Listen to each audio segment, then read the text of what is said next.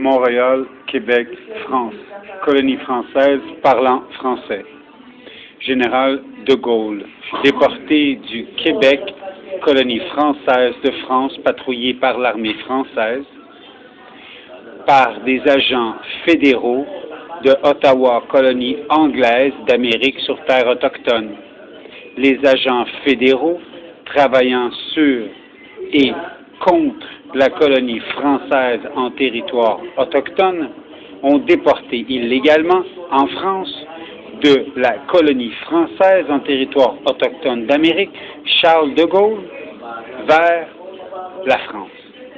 Jamais personne n'a été retrouvé coupable de kidnapping du général de Gaulle, du Québec, colonie française d'Amérique, France.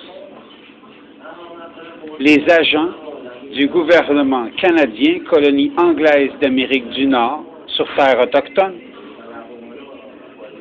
n'ont jamais été inquiétés, ni leurs sujets qui leur ont prêté allégeance.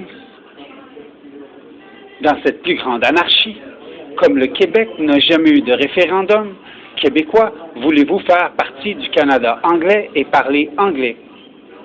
Jamais le Québec n'a signé la Constitution canadienne et parler anglais. Je me souviens que si je parle français, je serai brûlé à 3000 degrés. Je me souviens que si je parle français, je serai pendu aux écours. Je me souviens. La seule résistance est de ne pas mettre de plaque d'immatriculation devant les voitures. La Cour suprême du Québec en québécois, enclenchée par la demande de la reine du droit du Québec, Maître Pauline Marois, à la Cour suprême du Canada, qui reconnaît le droit de retrouver coupable une personne après avoir écouté les paroles de ses chansons.